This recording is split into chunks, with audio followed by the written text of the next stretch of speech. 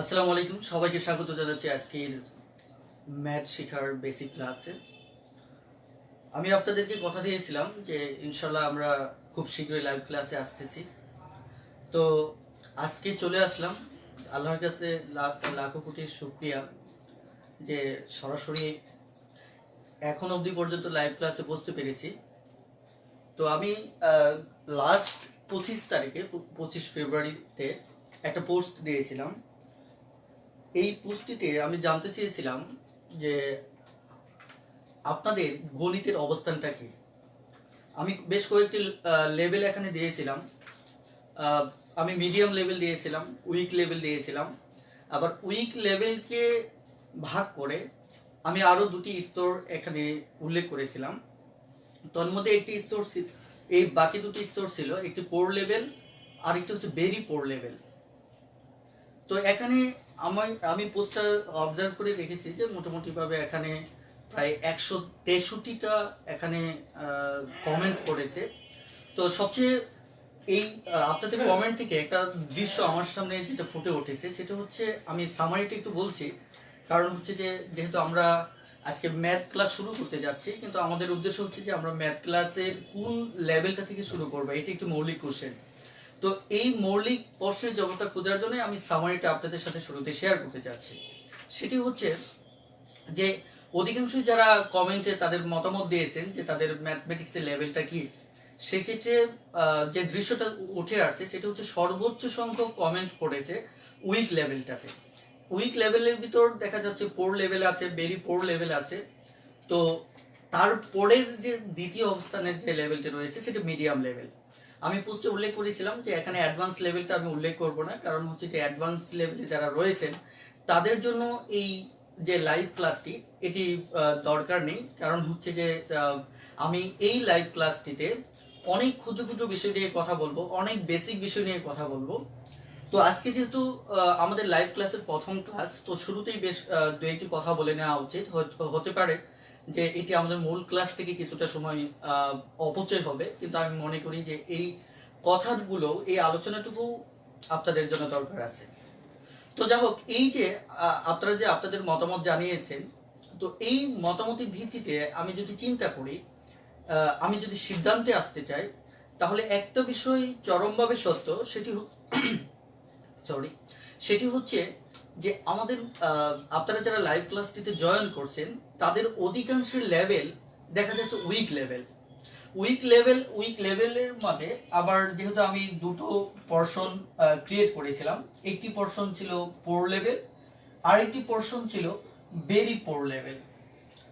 আসলে বিশেষ করে যারা ভেরি পোর লেভেলটাতে আছেন তাদের ক্ষেত্রে আমার অভিজ্ঞতা, দীর্ঘ 5 ইয়ার্স এর অভিজ্ঞতা যেটা বলে সেটা হচ্ছে, তারা অতীতে যদি তাদের এডুকেশনাল ব্যাকগ্রাউন্ড সম্পর্কে একটু আপনি ধারণা দিতে চান, তাহলে দেখবেন যে তারা কোনো না কোনো সময়, তারা প্রায় সব সময় গণিতকে ভয় পেতেন। সেই শৈশব থেকে যখন তিনি স্কুলে যাচ্ছেন সেখান থেকে, এবং দেখা যায় আজকে অবধি পর্যন্ত গণিতকে ভয় করতেন, যে গণিতে কোনো রকম ভাবে পাশ করতে পারলেই দেখা যাচ্ছে যে মূলত কেরিয়ারটা দাঁড়িয়ে যাবে, অথবা দেখা যাচ্ছে আমি হয়তো গণিতে পাশ করলে ক্লাস 5 পাশ করতে পারবো, অথবা ক্লাস 8-এ পাশ করতে পারবো, ক্লাস 9 এসএসসি পরীক্ষাটা পাশ করতে পারবো। সো দেখা যাচ্ছে যে গণিতের একটা ভীতি সবসময় এই লেভেলে যারা থাকতেন তাদের সবসময় একটা পিছুটান থাকতো, যে আমি অন্যান্য সাবজেক্টে ভালো, বাট দেখা যাচ্ছে যে যদি গণিতটাতে ভালো করতে পারতাম তাহলে দেখা যাচ্ছে আমার জন্য অনেক ভালো হতো। তো তাদের লেভেলটা সাধারণত এখন পর্যন্ত ওই লেভেলটাই রয়ে গেছে, যে ভেরি পোর লেভেল। আর পোর লেভেলে যারা রয়েছেন তাদের ক্ষেত্রেও ব্যাপারটা খুব একটা পার্থক্য নেই। তাদের ক্ষেত্রে হয়তো কিছু কিছু ক্ষেত্রে পজিটিভ কিছু বিষয় থাকতে পারে, যেমন দেখা যাচ্ছে যে তারা তাদের হয়তো গণিত কম বুঝতেন, কিন্তু গণিত অনেক বেশি চর্চা করে দেখা যায় কোনো রকমে পাশ করে আসতে পারতেন। সেটা অনেকটা মুখস্থ বিদ্যার মতো, যদিও এখন সৃজনশীল সিস্টেমে সেই মুখস্থ বিদ্যারও খুব একটা সুযোগ নেই। কিন্তু বর্তমান সময়ে যারা দেখা যাচ্ছে যে জব লেভেলে মানে জব সিকার, বেশি চাকরির জন্য ফাইট করছেন, তাদের সময়টা থেকে, তাদের যখন এসএসসি লাইফটা ছিল অথবা তার পূর্বের লাইফটা ছিল 6 to 10 পর্যন্ত, ওই লেভেলে কিন্তু এই প্রেক্ষাপটটা ছিল। তো ওভারঅল দেখা যাচ্ছে আমি তাদেরকে উইক লেভেলটাকে ক্লাসিফাই করছি। তো দেখা যাচ্ছে আমি আরেকটা লেভেল নিয়ে কথা বলেছিলাম, সেটি হচ্ছে মিডিয়াম লেভেল। মিডিয়াম লেভেল বলতে আমি তাদেরকেই বুঝিয়েছি যে যারা একটা সময় স্যার যখন গণিত করাতেন, গণিত বুঝতে পারতেন, গণিত করতে পারতেন, এবং দেখা যাচ্ছে চর্চার মাধ্যমে মোটামুটি বেশ ভালো একটা গণিতের সুনামও ছিল। দেখা যাচ্ছে ক্লাসে দেখা যাচ্ছে যে গণিতের মার্কস মোটামুটি ভাবে 70 থেকে 80 চলে আসতো। বাট দেখা যাচ্ছে এসএসসি তেও ভালো রেজাল্ট করেছেন, হয়তো কেউ এ মাইনাস পেয়েছেন, কেউ এ, কেউ অথবা কেউ এ প্লাস পেয়েছেন। কিন্তু ফাইনালি দেখা যাচ্ছে যে এসএসসি পর থেকে এখন পর্যন্ত ম্যাথমেটিক্সের সাথে সম্পৃক্ততা না থাকার কারণে তাদের এখনকার লেভেলটা ওই যে যা শিখেছিলেন তার প্রায় অধিকাংশই ভুলতে বসেছেন। এবং বিষয়টা এমন অবস্থায় দাঁড়িয়েছে যে এখন যদি তিনি গণিত বই নিয়ে বসেন, তাতে দেখা যাচ্ছে যে কিছু গণিত পারতেছেন, কিছু পারতেছেন না। আবার দেখা যাচ্ছে কোনো কোনো চ্যাপ্টারের এক্সট্রা একটা ভীতি রয়েছে। এইরকম অবস্থানে যারা রয়েছেন তাদেরকে আমি মূলত মিডিয়াম লেভেলটাতে জায়গা দিয়েছি। আর আমার আজকের যে লাইভ ক্লাসটা আমি শুরু করছি, এই লাইভ ক্লাসের মূলত উদ্দেশ্য হচ্ছে এই দুটি লেভেল নিয়ে কাজ করা। সো আমি বিনয়ের সাথে বলছি, যারা গণিতে এক্সপার্ট আছেন অথবা গণিতে এক্সপার্ট লেভেল রয়েছে, মানে এক্সপার্ট লেভেলটাতে রয়েছেন, তারা হয়তো কষ্ট করে আমার লাইভ ক্লাসে সময় নষ্ট করার দরকার নেই। আপনারা অন্যান্য সাবজেক্টে সময় ইনভেস্ট করতে পারেন, তাতে আপনাদেরই লাভ হবে। তো আমি তাহলে কাদেরকে নিয়ে লাইভ ক্লাসগুলি কন্টিনিউ করব? আমি শুরুতেই বলছি যে মিডিয়াম এবং উইক লেভেল এবং পোর এবং ভেরি পোর লেভেল। তো যাও, আমার যে লাইভ ক্লাসগুলি হবে এর একটা মানে টার্গেট অডিয়েন্স হচ্ছেন এরা। আর আরেকটি বিষয় হচ্ছে যে আমি কাকে টার্গেট রেখে ক্লাসটা নিব। আমি সবসময় দেখা যাচ্ছে ভেরি পোর লেভেলে যিনি রয়েছেন তাকে টার্গেট রেখেই মূলত আমার ক্লাসটা কন্টিনিউ করব। কারণ আমি বিলিভ করি যে ভেরি পোর লেভেলে যিনি রয়েছেন তাকে টার্গেট করে তাকে যদি আমি বোঝাতে পারি, তার মতো করে এই লেভেলে যদি আমি দেখা যাচ্ছে বিষয়টাকে ফোকাস করতে পারি, তাহলে বাকি যে লেভেলগুলি রয়েছেন তারা সহজে সেটা বুঝতে পারবে। সো সঙ্গত কারণে আমার টার্গেট থাকবে ভেরি পোর লেভেল। আলটিমেট যারা সুবিধাপ্রাপ্ত হবেন পোর লেভেল, উইক লেভেল এবং মিডিয়াম লেভেল।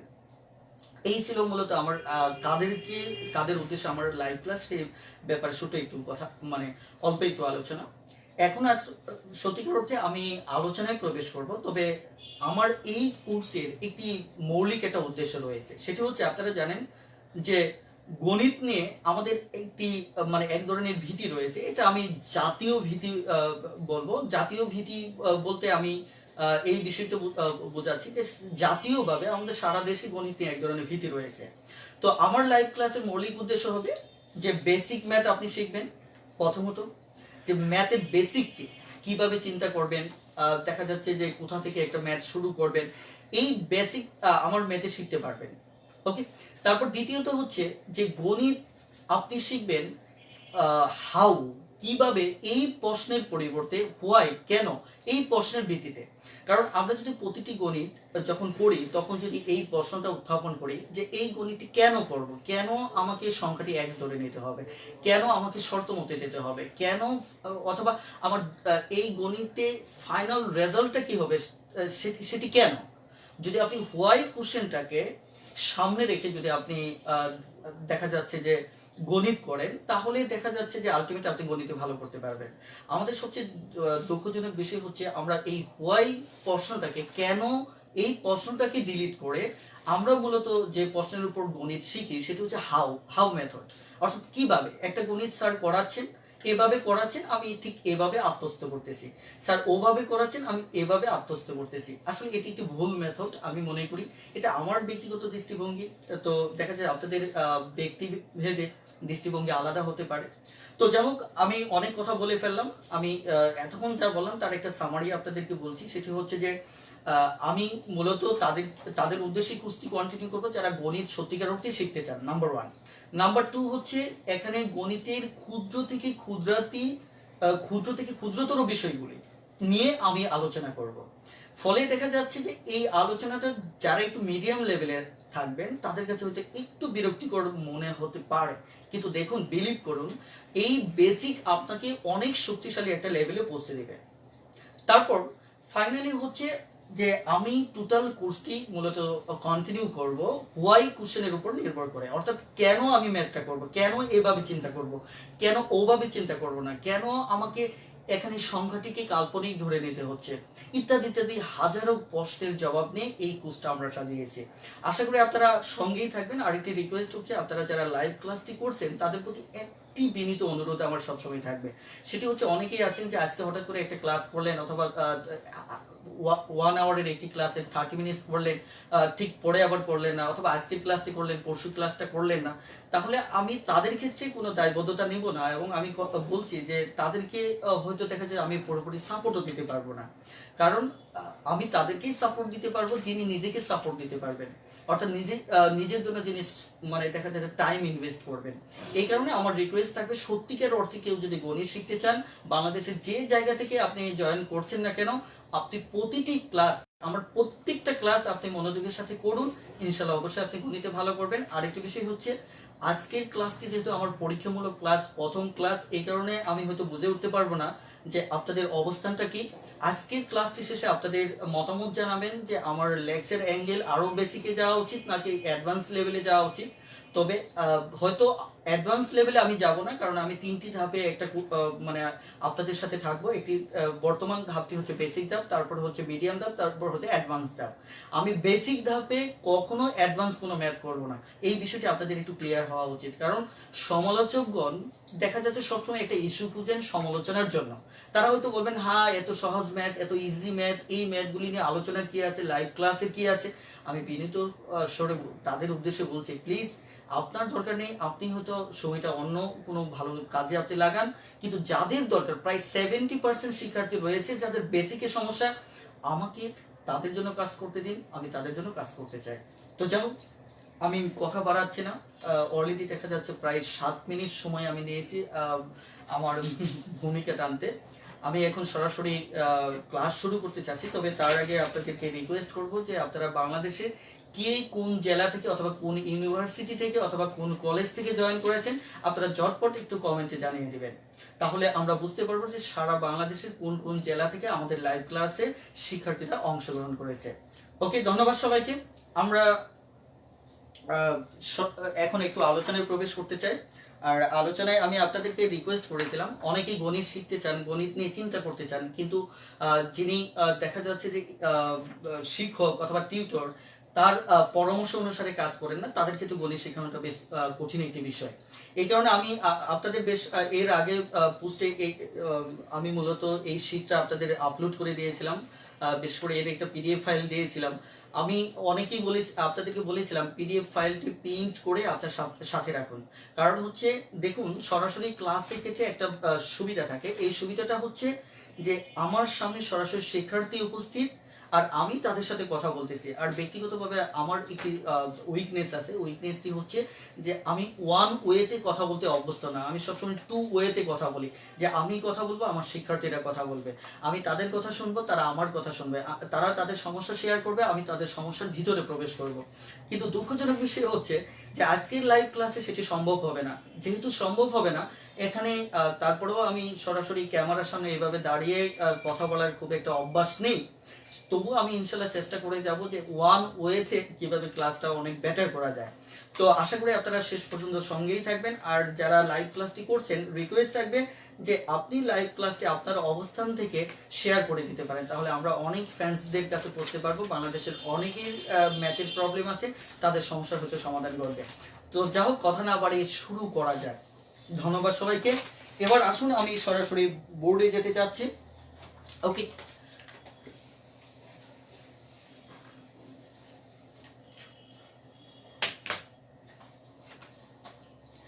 আমি যে পোস্টটা করেছিলাম এর আগে আপনাদেরকে বলেছিলাম, এই পোস্ট অনুসারে প্রায় অধিকাংশ শিক্ষার্থী যারা পোর লেভেলে আছেন, ভেরি পোর লেভেলে আছেন, উইক লেভেলে আছেন, তাদের প্রতি আজকের ক্লাসটা উৎসর্গ করেই আমি ক্লাসটা শুরু করতে চাচ্ছি সরাসরি শূন্য থেকে। আমি মূলত শূন্যকে বোঝাতে চাচ্ছি সরাসরি বেসিক থেকে আমরা শুরু করব।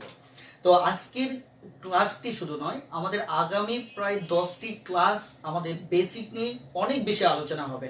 সেক্ষেত্রে যদি আপনাদের দেখা যাচ্ছে যে আমি রিকোয়েস্ট করবো আপনারা কোনো ক্লাস মিস করবেন না। ওকে, আমরা জানি যে গণিতে আমাদের মোটামুটি ভাবে একদম সরাসরি ভাবে দেখা যাচ্ছে 10টা ডিজিট রয়েছে।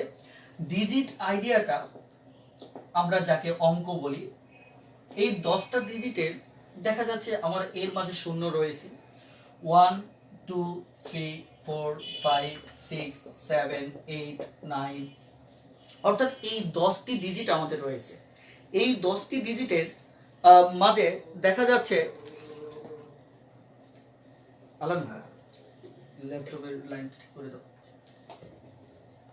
ওকে, সরি, এখানে 10টি ডিজিটের মাঝে দেখা যাচ্ছে এই 9টি ডিজিট যেটিকে আমরা সার্থক অঙ্ক বলি, আর এই শূন্যকে আমরা অভাব জ্ঞাপক অঙ্ক বলি। এখন এই যে শূন্য অভাব জ্ঞাপক, একে সাহায্যকারী অঙ্ক বলা হয়, যে মূলত দেখা যাচ্ছে যে সরাসরি শূন্যের কোনো সার্থক মান নেই, এটি হয়তো কোনো ডিজিটের পাশে বসে ডানে বসে দেখা যাচ্ছে সে একটা মান তৈরি করে। ওকে, এখন মূলত হচ্ছে এই আলোচনাগুলি এতটাই বেসিক যে এটা আপনারা জানেন। সো এখানে আমি কথা বলতে চাচ্ছি না। আমার প্রশ্নটা হচ্ছে ডিজিট কি, এই প্রশ্নটি হচ্ছে একটা মৌলিক প্রশ্ন। এখন ডিজিট কি তার আগে আমাদের একটু জানা থাকা উচিত যে গণিত হচ্ছে একটি ভাষা। এই ভাষা দেখা যাচ্ছে পৃথিবীর প্রত্যেকটা ভাষাকে যদি আপনি লিখিত রূপে প্রকাশ করতে চান তাহলে তার জন্য কিছু প্রতীকের দরকার হয়। আমি যদি সরাসরি উদাহরণে চলে যাই তাহলে উদাহরণে আমরা দেখতে পাবো যে সরাসরি যে একটু লক্ষ্য করে যে আমরা যদি আমাদের বাংলা ভাষার কথাই বলি, এই বাংলা ভাষার ক্ষেত্রে যেমন আমরা বাংলা ভাষাকে লিখিত রূপে প্রকাশ করার জন্য আমরা বর্ণ ব্যবহার করি। এখন এই বর্ণ কি কি? অ, আ, ই, ই। অর্থাৎ একটা ভাষাকে লিখিত রূপে প্রকাশ করার জন্য আমাদের কিছু প্রতীকের দরকার হয়। সেটা বাংলা ভাষায় তাকে বলা হয় বর্ণ। ইংলিশে একে বলা হয় মূলত কি? লেটার, আ, বি, সি, ডি। একইভাবে গণিত যদি একটা ভাষা হয়ে থাকে তাহলে গণিত এই ভাষাকে লিখিত রূপে প্রকাশ করার জন্য আমার কিছু প্রতীকের দরকার হবে। এই প্রতীকটাকে বাংলায় যাকে বর্ণ বলছি, ইংলিশে যাকে লেটার বলছি, গণিতে তাকেই ডিজিট বলা হয়। গণিতে তাকে ডিজিট বা আমাদের অঙ্ক বলা হয়। যেমন 1 2 3 4। অর্থাৎ বিষয়গুলি খুবই সিম্পল ব্যাপার, যে বাংলায় যাকে বর্ণ বলি, ইংলিশে তাকে লেটার বলি, একইভাবে আমাদের কি গণিতে তাকে কি বলা হয়? ডিজিট বা অঙ্ক বলা হয়। একইভাবে আমাদের আরো একটি বিষয় জানা জরুরি, সেটি হচ্ছে সংখ্যা বলতে আমরা কি বুঝি। এই প্রশ্নটা আমাদের একটা মৌলিক প্রশ্ন। দেখুন তো, বাংলা ভাষায় আমরা যখন দেখা যাচ্ছে যে দুটো বর্ণ পাশাপাশি লিখে মানে একটা অর্থপূর্ণ কিছু তৈরি করি, দুই বা ততোধিক বর্ণ পাশাপাশি লিখে তাকে আমরা শব্দ বলি। যে এই যেমন আমি যদি বলি আ ম আম, তাহলে আম হচ্ছে একটি শব্দ। এটি অবশ্যই কি হতে হবে? পাশাপাশি এক বা একাধিক শব্দ বসিয়ে শুধু বসালেই হবে না, সেটি মিনিংফুল হতে হবে, অর্থপূর্ণ হতে হবে। তাহলে সেই দৃষ্টিকোণ থেকে আম একটি অর্থপূর্ণ, তো অর্থাৎ আমাদের একটা মিনিং দিচ্ছে, যার কারণে একে আমরা শব্দ বলি। অর্থাৎ পাশাপাশি একাধিক বর্ণ মিলে আমার শব্দ তৈরি হয়। আমি যদি শর্টকাটে বিষয়টা এভাবে বলি, একইভাবে আমাদের যদি পাশাপাশি কিছু লেটার যুক্ত করি, যেমন আমি যদি লিখি কি ম্যাঙ্গো, তাহলে তখন আমরা তাকে ওয়ার্ড বলবো। একইভাবে গণিতের ক্ষেত্রেও, এই গণিতের ভাষার ক্ষেত্রে যদি একাধিক ডিজিট আমরা পাশাপাশি লিখে কোনো পরিমাণ নির্দেশ করি, তখন আমরা একে কি বলবো? সংখ্যা বলবো অথবা নাম্বার বলবো। অর্থাৎ নাম্বার অথবা সংখ্যা, যেমন আমি বললাম 12টি আম। অর্থাৎ সবই কিন্তু সিমিলার, একটু খেয়াল করে দেখেন। আমরা পাশাপাশি বর্ণ মিলে শব্দ তৈরি করি, পাশাপাশি লেটার মিলে ওয়ার্ড তৈরি করি, একইভাবে পাশাপাশি কি একাধিক এক বা একাধিক ডিজিট কি ব্যবহার করে আমরা কি তৈরি করি, আমরা নাম্বার তৈরি করি। তার মানে হচ্ছে বিষয়টা খুবই সিম্পল। অর্থাৎ তাহলে আমাদের অঙ্ক কি দাঁড়ালো? অঙ্ক হলো ওই যে গণিতকে লিখিত রূপে প্রকাশ করার জন্য যে 10টা প্রতীককে আমরা ইউজ করি, এরা হচ্ছে অঙ্ক। আর একাধিক এক বা একাধিক অঙ্ক মিলে যে একটা পরিমাণকে যখন আমরা নির্দেশ করি, তখন তাকে আমরা কি বলছি, নাম্বার বলছি। এখন এই জায়গায় একটা মৌলিক প্রশ্ন থাকে। মৌলিক প্রশ্নটা হয়তো আপনাদের মনে এই মুহূর্তে জেগেছে, আমি একটু বলছি। সেটি হচ্ছে, আমি যদি বলি যে 7 এটি হচ্ছে একটি অঙ্ক, আমার ডেফিনেশন অনুসারে এটি হচ্ছে একটি অঙ্ক বা ডিজিট। এখন প্রশ্নটা হচ্ছে 7 কি সংখ্যা হতে পারে কিনা? ওকে, প্রশ্ন হচ্ছে 7 সংখ্যা কিনা। এই প্রশ্নের ব্যাখ্যায় আমরা কি বলবো? তার আগে আমি ছোট্ট একটা লাইন আপনাদের লিখে শোনাতে চাই, যে লাইনটা সম্পর্কে আপনারা শৈশবে পড়েছেন। আমি যদি বলি, ওই দেখা যায় তাল গাছ, ওই আমাদের গা, ওই খানাতে বাস করে কানা বগিচা। এখানে লক্ষ্য করে দেখেন, আমরা যখন এ ওই বর্ণ পড়ি, তাহলে ওই একটি হচ্ছে বর্ণ। বাট এখানে এই বাক্যে আমি যখন বললাম ওই দেখা যায় তাল গাছ, এখানে ওই আমাদের শব্দ নাকি ওই আমাদের শব্দ নাকি এখানে বর্ণ, সেটা আমাদের বুঝতে হবে। আমাদের শব্দ হওয়ার শর্তটা ছিল এটি মিনিংফুল হতে হবে, একটা অর্থ প্রদান করবে। এখানে ওই শব্দটা একটা অর্থ প্রদান করতেছে, যেটি হচ্ছে দ্যাট। ভালো করে খেয়াল করুন। অর্থাৎ এখানে অর্থটা কি দিচ্ছে, এটি হচ্ছে দ্যাট। দ্যাট তার মানে কি, একটা বর্ণ হয়েও যখন অর্থ প্রকাশ করে, তখন সেটি কিন্তু শব্দ। অর্থাৎ এই বাক্যে ওই হচ্ছে একটি শব্দ, অর্থাৎ একটা বর্ণ সে শব্দ হতে পারে। তাহলে এই যুক্তিতে আমার 7 এই অঙ্কটি আমার সংখ্যা হতে পারে। এখন প্রশ্ন হচ্ছে, এটি কখন সংখ্যা হবে? সংখ্যা তখনই হবে যখন আমরা এই বর্ণগুলির সাথে, বেশ করে আমাদের যেগুলি সরাসরি অঙ্ক, তাদের সংখ্যা হওয়ার ক্ষেত্রে কথাগুলি বলছি।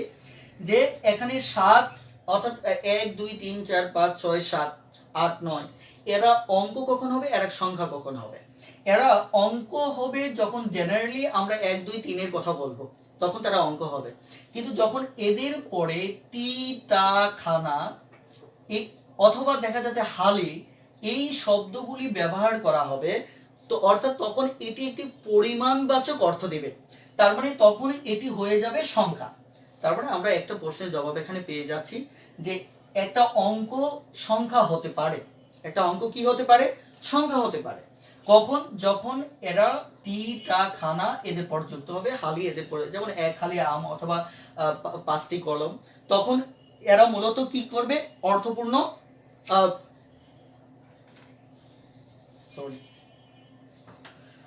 একটু লক্ষ্য করুন। অর্থাৎ তাহলে এটা আমাদের কি হবে, এখানে আমাদের 7 একই সাথে আমার কি হচ্ছে, অঙ্ক হতে পারে এবং সংখ্যাও হতে পারে। তার মানে আমরা এখানে আর কথা বাড়াচ্ছি না, খুবই বেসিক বিষয়।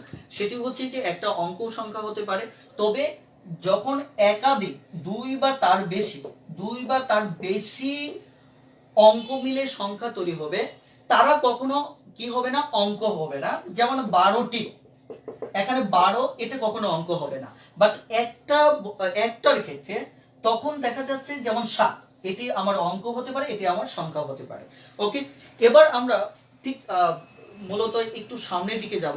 সেটি হচ্ছে যে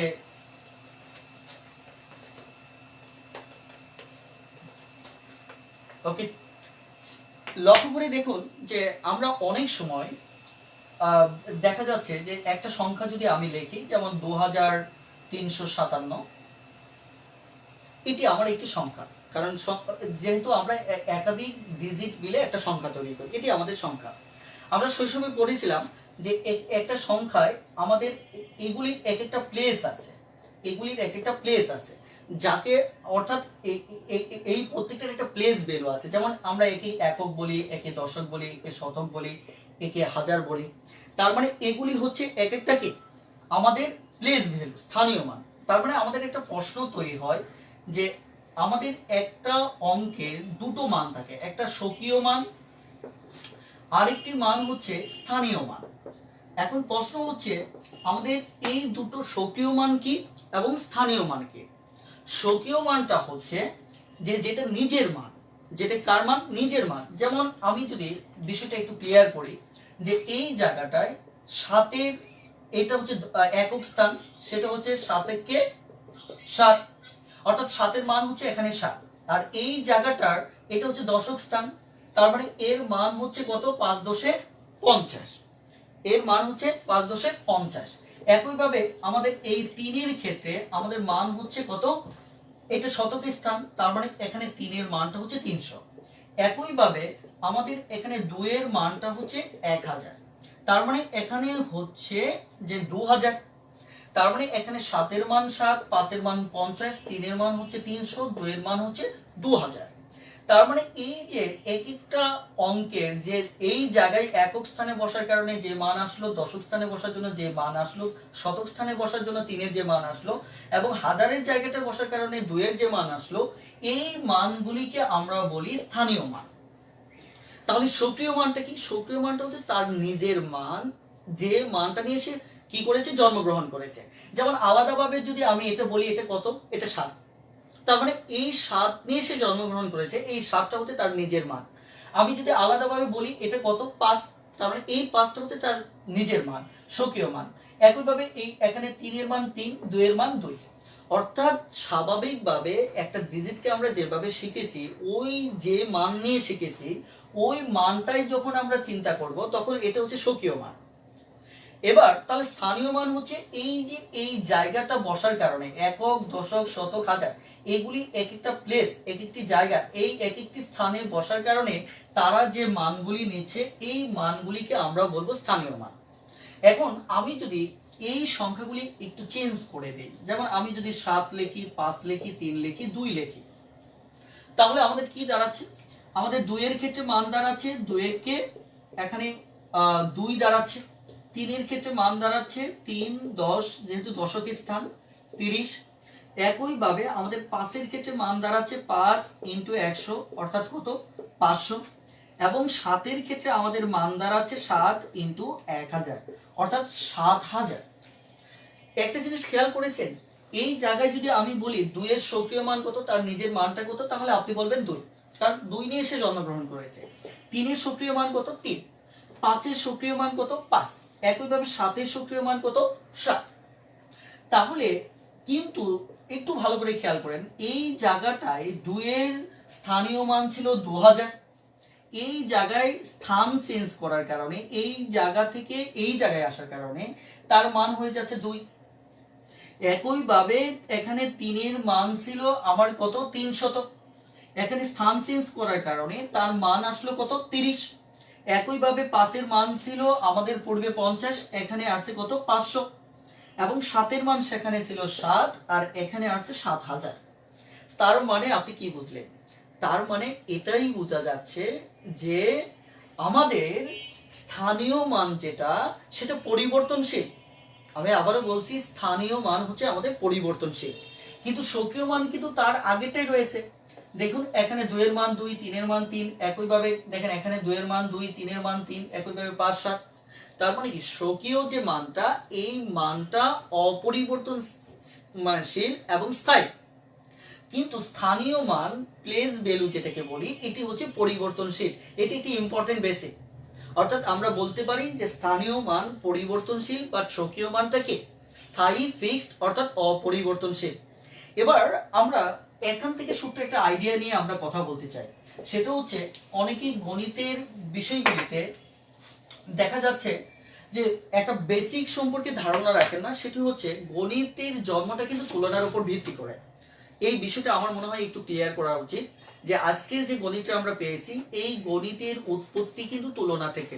যেমন একটা সময় যখন আমাদের মানব জাতির পূর্বপুরুষরা যখন কোনো হিসাব নিকাশ রাখতেন, তখন অর্থাৎ আমি ওই সময়টার কথা বলছি, যে সময় 1, 2, 3 এর ধারণা ছিল না, তখন তারা কিভাবে হিসাব রাখতেন। যেমন 1, 2 ছিল না, তখন আপনারা যারা দেখা যাচ্ছে যে এমবিএ বিবিএ করেছেন অথবা ইকোনমিক্স স্টুডেন্ট রয়েছেন অথবা অ্যাকাউন্টিং করেছেন তারা জানেন, অথবা গণিত নিয়ে যাদের পড়াশোনা আছে তারা জানেন গণনার যে ইতিহাসটা আমাদের রয়েছে সেখানে একটা বিষয় সুস্পষ্ট। যেমন একজন কৃষকের দেখা যাচ্ছে 5টা গরু আছে কিন্তু সে জানতো না এটাকে 5 বলা হয়, তাহলে সে কিভাবে হিসাবটা রাখতো? সে হিসাব রাখতো নিয়ে ইতিহাসে অনেক দেখা যাচ্ছে যুক্তিতর্ক আছে, অনেক মতভেদ রয়েছে।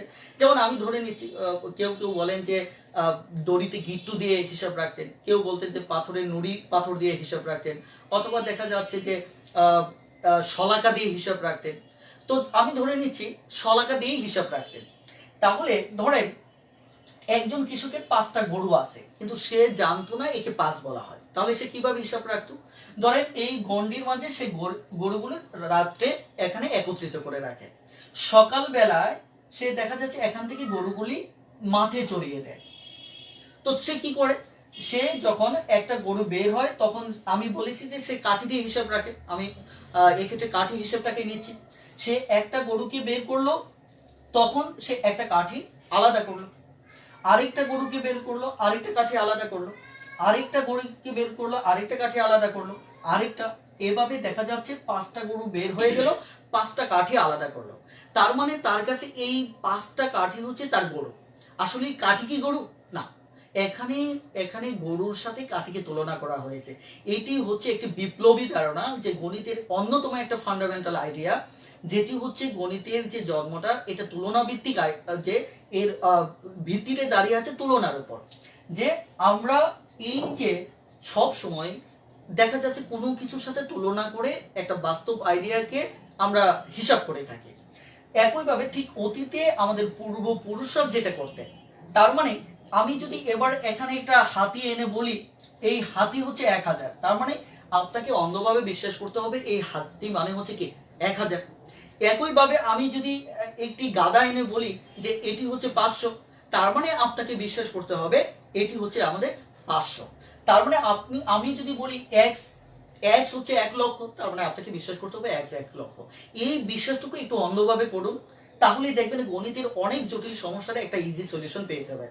তার মানে আমরা একটা পয়েন্ট এখান থেকে ফাইন্ড আউট করতে চাই যে গণিতের এই যে মানে শুরুটা, এখানে কিন্তু তুলনার একটা বড় ভূমিকা রয়েছে। আমরা সামনে যে গণিত ক্লাসগুলি করব এই গণিত ক্লাসগুলি এই তুলনার শত শত ব্যবহার দেখব, যে কিভাবে আমরা একটা আইডিয়াকে অন্য একটা জিনিসের সাথে তুলনা করি এবং তুলনার মাধ্যমে আমরা সমস্যার একটা সিদ্ধান্তে পৌঁছি। তার মানে এই বিষয়টা আপনারা একটু মাথায় রাখবেন।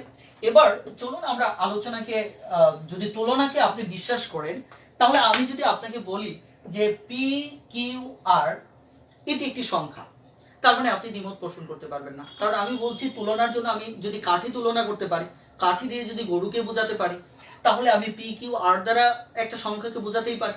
এটা হচ্ছে একক স্থান, এটা হচ্ছে দশক স্থান, এটা হচ্ছে কি শতক স্থান। তার মানে খুবই ইজি আইডিয়া। এখন তাহলে আমি যদি বলি তাহলে এর মানটা কত, তাহলে আপনি ওই আপনার গাণিতিক ধারণা থেকে মানটা বের করে নিতে পারেন। কিভাবে? এখানে আর এর মান হচ্ছে একক স্থান, তার মানে এখানে আর কয়টা? একটা। এবার এই মানটা হচ্ছে আপনার দশক স্থান, তার মানে কি এখানে 10 গুণ হবে, তার মানে আমরা পাচ্ছি 10 কিউব। ওকে, এবার তাহলে পি এর মানটা কত হবে? এটা হচ্ছে শতক স্থান, তার মানে এর মানটা দাঁড়াচ্ছে আমার 100 পি। অর্থাৎ তাহলে আমরা এই পি কিউ আর এর মান পাচ্ছি, আর এর পাচ্ছি আর, কিউ এর পাচ্ছি 10 কিউ এবং পি এর পাচ্ছি কি 100 পি, তাই কিনা? এখন তাই যদি সত্য হয় তাহলে টোটাল মানটা কত দাঁড়াচ্ছে? টোটাল মানটা দাঁড়াচ্ছে শুরুতে বড়টা লিখব 100 পি, তারপর আমি লিখবো 10 কিউ, তারপর লিখবো আমি আর। তার মানে পি কিউ এর মান হচ্ছে কত? 100 পি প্লাস 10 কিউ প্লাস আর। তার মানে এটি হচ্ছে আমাদের দেখা যাচ্ছে গণিতের একটি বেসিক আইডিয়া, ফান্ডামেন্টাল আইডিয়া। তো আশা করি বিষয়টা আপনারা বুঝতে পেরেছেন। তো সবচেয়ে ভালো হতো যদি সরাসরি আপনাদের সাথে আমি টু ওয়েতে কথা বলতে পারতাম, কারণ এটি খুবই ইফেক্টিভ হতো যদি টু ওয়েতে কথা বলা যেত। যেহেতু আমাদের হাতে সেই ধরনের কোনো প্রযুক্তি এই মুহূর্তে হাতে নেই, সঙ্গত কারণে আমি ওয়ান ওয়েতে কথা বলতেছি। তবে আমি বলে রাখি যে ওয়ান ওয়েতে কথা বলার যে অভ্যাসটুকু সেটি মূলত আমার নেই। তো ইনশাল্লাহ ক্লাস নিতে নিতে হয়তো দেখা যাচ্ছে সেই অভ্যাসটুকু আয়ত্ত করতে সক্ষম হবো। তবে আমি আপনাদের আবারও রিকোয়েস্ট করতেছি, প্লিজ যারা লাইভ ক্লাসগুলি শুরু করেছেন তারা শুরু থেকে শেষ পর্যন্ত লাইভ ক্লাসগুলি করেন। বেসিকের মাঝে অসাধারণ সব আইডিয়া, অসাধারণ সব টেকনিক, কিভাবে বেসিক থেকে কয়েক সেকেন্ডে ম্যাথমেটিক্স করা যায় তার বিস্তর ধারণা আমি আপনাদেরকে দেওয়ার চেষ্টা করব।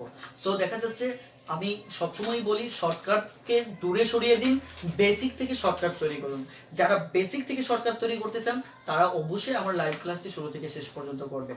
এবার একটু লক্ষ্য করে দেখেন, আমরা আমাদের এই শীটটার দিকে যদি তাকাই, এখানে একটা কোশ্চেন আছে 5 নাম্বার। দেখেন শীটটা কিন্তু আমি বারবার বলছি শীটটা আপনাদের হাতে থাকা উচিত। 5 নাম্বার এই অঙ্কটা দেখেন একটা প্রিভিয়াস কোশ্চেন, যেখানে বলা হচ্ছে, আপনারা শীটটার সাথে সাথে দেখে নিতে পারেন। আর যারা এখনো শীটটা ফটোকপি করেন নাই তারা অবশ্যই ফটোকপি করে নেবেন, এটা অনেক বেশি জরুরি। যেমন এখানে বলা হচ্ছে একটি সংখ্যার শতক, দশক একক স্থানীয় অঙ্ক যথাক্রমে পি কিউ আর, অর্থাৎ যে অঙ্কটা আমি অলরেডি করে ফেলেছি। তাহলে আপনি বুঝতেই পারছেন এটা শতক, এটা দশক, এটা কি একক। তার মানে এটা হবে আর, এটা হবে কি 10 কিউ, আর এটা হবে আমার 100 পি। তার মানে এটি হচ্ছে উত্তর। তার মানে আমাদের উত্তর হচ্ছে কি খ। তার মানে আশা করি এই জাতীয় প্রবলেম যদি পরীক্ষায় আসে তাহলে নিশ্চিতভাবে আপনি কি করতে পারবেন, আনসার করতে পারবেন। এবার আসুন আমরা একটু খুবই ক্ষুদ্র একটি বিষয় নিয়ে কথা বলবো। সেটি হচ্ছে মূলত যে আমরা জানি যে সেই শৈশব থেকে ক্লাস 2-3 থেকে আমরা ক্ষুদ্রতম সংখ্যা বৃহত্তম সংখ্যা নিয়ে আলোচনা শুনে আসছি, এবং আমরা দেখা যায় যে ছোট ছোট অঙ্ক করে আসছি সেই ক্লাস 2 থেকে। যেমন আমরা যদি ক্ষুদ্রতম সংখ্যার কথা বলি, তাহলে ক্ষুদ্রতম সংখ্যাগুলি মূলত আমরা সবচেয়ে ক্ষুদ্রতম, যদি আমি 2 অঙ্কের ক্ষুদ্রতম লিখি তাহলে এটাকে 10 দিয়ে লিখি, অর্থাৎ প্রথমটা 1 তারপর 0। 3 অঙ্কের বললে সেটি হচ্ছে আমার একটা 1 দুটো 0, এবং 4 অঙ্কের বললে একটা 1 এবং 3টা 0। আর বৃহত্তম সংখ্যা যদি বলি, বৃহত্তম সংখ্যা বলতে আমরা 9 দ্বারা প্রকাশ করি, কারণ আমার এই যে 1 থেকে 9 অর্থাৎ 0, অর্থাৎ 1, এখানে যদি আমরা মূলত সবচেয়ে বড় যে ডিজিটটা সেটা হচ্ছে 9। তার মানে শুরুতে 9 যে সংখ্যা থাকবে সেটা স্বাভাবিকভাবে সবচেয়ে বড় সংখ্যা থাকবে। তার মানে আমরা যদি 1 অঙ্কের বৃহত্তম লিখি তাহলে একটা 9 লিখি, 2 অঙ্কের ক্ষেত্রে দুটো 9, 3 অঙ্কের ক্ষেত্রে 3টা 9, 4 অঙ্কের ক্ষেত্রে 4টা 9। আপনি হয়তো বলতে পারেন এটা এতটাই বেসিক, এ নিয়ে আমার চিন্তা করার কি আছে। দেখুন আমরা গণিত কেন শিখতে পারি না, যখন আপনি শিখে ফেলছেন এটা 1, আপনি যখন প্রশ্ন করেন না এটা 1 কেন হলো, তখনই দেখা যাচ্ছে আপনি আর জানতে পারেননি যে বিশেষ করে আমি এস এম জাকির হুসাইন স্যারের দেখা যায় গণিতের রহস্যময় জগতে উনি চমৎকার কিছু ব্যাখ্যা দিয়েছিলেন। সেখানে বলেছিলেন, বেশ একটা চিত্র দেখিয়েছিলেন যে সেখানে আমাদের এই যে এক পর্যায়ক্রমে যে দেখা যাচ্ছে যে এরকম রূপ ধারণ করলো, এই দেখুন আমি যখন বলছি যে আমি এক, এটা আমি জানি আই নো, তখন কিন্তু আমার আর জানা হয় নাই যে এই একটা আমাদের বাংলার একের রূপান্তরটা কিভাবে হলো। এই কারণে দেখা যাচ্ছে সহজ জিনিসের ভিতর আমরা খুব সহজেই এটা বলবো না আমি জানি, বরঞ্চ আমরা এটাও স্বীকার করবো যে আমি আরো জানার চেষ্টা করছি, আমি আরো জানতে চাই। তাহলে দেখবেন জানা জিনিসের মাঝে আপনি অনেক গুরুত্বপূর্ণ সিক্রেট পেয়ে যাবেন, যেটা আপনার পুরো লাইফের চিন্তন প্রক্রিয়াকেই কি বদলে দেবে। একটু লক্ষ্য করেন, এই যে ক্ষুদ্রতম সংখ্যা, আমি 4 অঙ্কের ক্ষুদ্রতম সংখ্যা লিখলাম, একটা 1 3টা 0। বৃহত্তম সংখ্যা আমি দেখা 4 অঙ্কের বৃহত্তম সংখ্যা একটা 9 এবং 4টা 9 দিয়ে লিখলাম। এই কনসেপ্ট থেকে, কনসেপ্টটা সহজ, বাট এখান থেকে কিন্তু দেখা যায় তৃতীয় শ্রেণী থেকে শুরু করে অনেক পরীক্ষায় দেখা যায় যে অঙ্ক আসে। কিভাবে আসে ধরেন আমি যদি আপনাকে বলি যে এটা হচ্ছে 2 অঙ্কের একটা ক্ষুদ্রতম সংখ্যা, ওকে, তাহলে অনেক সময় পরীক্ষায় আসে যে 2 অঙ্কের ক্ষুদ্রতম সংখ্যা থেকে যদি 1 অঙ্কের বৃহত্তম সংখ্যা বাদ দেওয়া হয় তাহলে কত হবে, আপনি বুঝতেই পারছেন, এখানে 1 হবে। আসলে বিষয়টা যখন আপনি বিয়োগ করবেন তখন আপনাকে হিসাব করতে হবে, 10 থেকে 9 গেলে 1। এখন আমি যদি বলি 3 অঙ্কের ক্ষুদ্রতম সংখ্যার ক্ষেত্রে 2 অঙ্কের ক্ষুদ্রতম সংখ্যা বিয়োগ দিলে তাহলে কত হবে, 1 হবে। এবার আমি যদি বলি যে 3 অঙ্কের না 4 অঙ্কের ক্ষুদ্রতম সংখ্যার ক্ষেত্রে 3 অঙ্কের ক্ষুদ্রতম বৃহত্তম সংখ্যা যদি আমি বিয়োগ করি তাহলে রেজাল্ট কত হবে, 1। দেখুন, গণিত সবসময় তোতা পাখির মতো পড়ে যাবেন, মুখস্থ করে যাবেন, এই জগৎ থেকে বেরিয়ে আসেন। আপনি সরাসরি ফিল করতে হবে যে আসলে ব্যাপারটা কি বলছে। দেখুন, যখনই আমি 2 অঙ্কের ক্ষুদ্রতম থেকে তার 1 অঙ্ক কমিয়ে 1 অঙ্কের বৃহত্তম আমি বিয়োগ করতেছি, তখন রেজাল্ট 1 হচ্ছে। এবং 3 অঙ্কের থেকে যখন 2 অঙ্ক, দেখেন ক্ষুদ্রতম 3 বৃহত্তম 2, তখনও রেজাল্ট আমার 1 হচ্ছে। আবার দেখা যাচ্ছে 4 অঙ্কের, দেখুন ক্ষুদ্রতম 4 অঙ্কের কিন্তু বৃহত্তম কি 3 অঙ্কের, তখনও আমার রেজাল্ট 1 হচ্ছে। তার মানে এই জাতীয় অঙ্ক আসলে আপনার অঙ্ক করার দরকার নেই, আপনি জাস্ট একটু ফিল করেন যে এই ধরনের অঙ্ক আসলে সবসময় রেজাল্ট 1 হবে। এখন যদি এই অঙ্কটাও আপনি বুঝতে চান, তাহলে আমি মনে করি এটা চরম বোকামির একটা কাজ। তার মানে অথচ এভাবেই চিন্তা কেন করবেন? আপনি দেখছেন 100 থেকে 99 বাদ দিলে, তারা হয়তো প্রশ্ন বলেছে যে 3 অঙ্কের ক্ষুদ্রতম সংখ্যা থেকে 2 অঙ্কের বৃহত্তম সংখ্যা বাদ দিলে কত হয়। আপনি ওভাবে কেন চিন্তা করবেন? আপনি চিন্তা করেন যে 2 অঙ্কের বৃহত্তম 3 অঙ্কের ক্ষুদ্রতম মানে 100, 2 অঙ্কের বৃহত্তম মানে 99, 100 থেকে 99 গেলে 1 থাকে। 4 অঙ্কের ক্ষুদ্রতম মানে কি 1000, আর 3 অঙ্কের বৃহত্তম মানে কি 999, তার মানে 1000 থেকে 999 গেলে আমার কি থাকে? 1 থাকে। আপনি সবসময় বাস্তব জীবনের সাথে রিলেট করে চিন্তা করবেন, তাহলে এই ধরনের অঙ্ক আপনাকে কখনোই করতে হবে না, এবং আপনি চাইলে নিজেই শত শত অঙ্ক করতে পারবেন। যেমন দেখেন, আমাদের এর উপরও পরীক্ষায় যেহেতু প্রশ্ন আসে, যেমন আমি 1 নম্বর প্রশ্নটাই যদি খেয়াল করে দেখেন, 1 নম্বর প্রশ্নটা আমাদের শীটে যে 1 নম্বর প্রশ্নটা, সেখানে কিন্তু এই জাতীয় একটা প্রশ্নই করা হয়েছে। 5 অঙ্কের ক্ষুদ্রতম সংখ্যা, তার মানে কি একটা 1 এবং 4টা 0। সেখান থেকে বলা হচ্ছে 4 অঙ্কের বৃহত্তম সংখ্যা, তার মানে কি 999। আসলে আমার একটা হচ্ছে 10,000 আর একটা হচ্ছে 9,999, তার মানে আলটিমেট আমার রেজাল্ট 1। তার মানে এই অঙ্ক আমার করার দরকার নেই, আমি ডিরেক্টলি দেখবো এবং ফিল করবো, আমি দাগিয়ে ফেলবো। কথাটা ক্লিয়ার? এখন বিষয়টা হচ্ছে যে আমি যদি আরো কয়েকটি আইডিয়া জেনারেট করি যে কিভাবে আমরা অঙ্কটাকে বেসিক থেকে চিন্তা করব, চলুন আমরা আরেকটু দেখার চেষ্টা করি। সেটা হচ্ছে, ধরেন আমরা যদি এখানে ধরেন 2 অঙ্কের বৃহত্তম সংখ্যা এবং 2 অঙ্কের ক্ষুদ্রতম সংখ্যা, এটা যদি আমরা কি করি, যোগ করি, তাহলে কত হবে? 9, এখানে কত? 9, 9 1 10। এবার যদি আমি 3 অঙ্কের বৃহত্তম সংখ্যা, 3 অঙ্কের ক্ষুদ্রতম, এটা আবার লেভেল সমান সমান, বৃহত্তম যা ক্ষুদ্রতম যা, এই ক্ষেত্রে যদি আমি যোগ করি, তাহলে আমার কি দাঁড়াচ্ছে? এখানে 9, এখানে 9, এখানে কত? 10। একই ভাবে যদি আমি 4 অঙ্কের চিন্তা করি, তাহলে আমার কি দাঁড়াচ্ছে? 4 অঙ্কের ক্ষুদ্রতম যদি আমি যোগ করি, তাহলে একটা 9, 9, 9 আমার 10। কিন্তু আপনি এভাবে কেন চিন্তা করবেন মশাই? এভাবে আমার চিন্তা করার দরকার নেই। আমি কিভাবে চিন্তা করব? আমি চিন্তা করব, আমি নিজে বাসায় এটা নিয়ে চর্চা করব, যখন অনুশীলন করব তখন আমার সামনে এটা জগৎ খুলে যাবে। জগৎটা কি? যে আমি তো সবসময় দেখতেছি 2 অঙ্কের বৃহত্তম, 2 অঙ্কের ক্ষুদ্রতম, এই দুটো যদি যোগ করা হয়, শুধুমাত্র আমার লাস্টের 9টাকে 10 বানিয়ে দেন, আর বাকি 9গুলি সরাসরি নামিয়ে দেন। এখানে কয়টা আছে? 3টা 9 আছে, একটা 9কে আপনি 10 বানিয়ে দেন, বাকি দুটো 9কে আপনি হুবহু বসিয়ে দেন। এগুলি আপনাকে চর্চা করেই শিখতে হবে। আপনি যদি সবসময় যোগ বিয়োগ করতে হবে এরকম চিন্তা করেন, তাহলে বুঝতে হবে যে আপনি গণিতটা আসলে ওইভাবে মন থেকে চাচ্ছেন না। যেমন আমার এখানে কি দেখা যাচ্ছে, 4টা 9 আছে, আমার 4টা ক্ষুদ্রতম সংখ্যা আছে, তার মানে আমি কি করব? 3টা 9 হুবহু নিচে নামিয়ে দেব, আর এই 9টাকে 10 বানিয়ে দেব, ব্যাস আমার অঙ্ক হয়ে গেল। এখন আমার কথা হচ্ছে, যদি যেমন আমাদের 4 নম্বর অঙ্কটা দেখেন, 4 নম্বর শীটে 4 নম্বর অঙ্কটা কি, আমি আবারও আপনাদের রিকোয়েস্ট করবো, প্লিজ দয়া করে আপনি অবশ্যই যে কাজটা করবেন, লেকচার শীটটা অবশ্যই ফটোকপি করে নেবেন। আপনারা অনেকেই দেখা যাচ্ছে যে মানে লাইভ ক্লাসগুলি ক্লাস করতে চান। আমি যখন ইংলিশে ক্লাস নিতাম, তখন দেখতাম অনেকেই ক্লাস করতো, কিন্তু কেউ কখনো কমেন্ট করতো না, কেউ কখনো শেয়ার করতো না। অর্থাৎ একটা সময় যখন আমি ক্লাসটা অফ করে দিলাম, ওই যে যারা লুকিয়েছিল, যারা কথা দেখা যায় আমি যে বিষয়গুলি রিকোয়েস্ট করতাম, তাদেরকে কখনো আমি দেখতে পেতাম না। কিন্তু যেদিন আমি এটা অফ করে দিলাম, সেদিন তারাই সমালোচনার ঝড় তুললো। তারা দেখা যাচ্ছে এই বলতেছে, আপনি এটা বললেন করলেন না, ওটা বললেন করলেন না। আমি সবসময় বলি, ভাই আমি এই যে এই মুহূর্তে আপনাদেরকে বলছি, আপনারা সবকটি ক্লাস করেন, আমি আপনাদেরকে কি বলছি যে আপনারা দেখা যাচ্ছে এই লাইভ ক্লাসগুলি শেয়ার করেন, কিন্তু আপনারা যদি আপনাদের অবস্থান থেকে আমার কথাগুলি ফলো করেন, তাহলে আমি এখানে উৎসাহ পাবো। এখন ধরেন আমি ক্লাস নিয়ে যাচ্ছি, দেখা যাচ্ছে যে আমি সময় দিচ্ছি, কিন্তু আপনারা আপনাদের ডিউটিটা পালন করছেন না, তখন আলটিমেট যেদিন আমি হতাশ হয়ে বাদ দিয়ে দিব, সেদিন আপনি সমালোচনার ঝড় তুলবেন, ভাই আপনি তো লাইভ ক্লাস শুরু করলেন, এখন কন্টিনিউ করতেছেন না, কবিয়াল ভাই কথা দেন, কথা রাখেন না, হয়তো আপনার সাথে আমার রিলেশনটা তলানিতে গিয়ে থাকবে। আসলে ভাই আসুন, যে পৃথিবীর ভালোবাসাগুলি টিকে থাকে দ্বিপাক্ষিক ওয়েতে, যে আমি আপনাদেরকে হেল্প করতেছি, আপনারা আপনাদের অবস্থান থেকে আমার কথাগুলি ফলো করুন। আমার বিশ্বাস আজকে যারা প্রায় দেখা যায় 250-র মতো শিক্ষার্থী একসাথে লাইভ ক্লাস করতেছেন, আমার বিশ্বাস যে এর অধিকাংশের হাতেই দেখা যাচ্ছে লেকচার শিটটা নেই, কারণ আপনারা অলসতার কারণে অথবা অন্য কোনো কারণে লেকচার শিটটা আপনি ফটোকপি করেননি অথবা প্রিন্ট করেননি। কিন্তু আমি বারবার অনেকবার পোস্ট দিয়ে আপনাদেরকে জানিয়েছি যে এটা আপনারা প্রিন্ট আউট করেন। তো যা হোক, প্রিয় ভাই ও বন্ধুগণ, আমি রিকোয়েস্ট করব আপনি দয়া করে আজকের ক্লাসের পরে হলেও আপনি একটু প্রিন্ট করে দেবেন, তাহলে আমার ক্লাসের গেটআপ একটু চেঞ্জ করতে পারবো।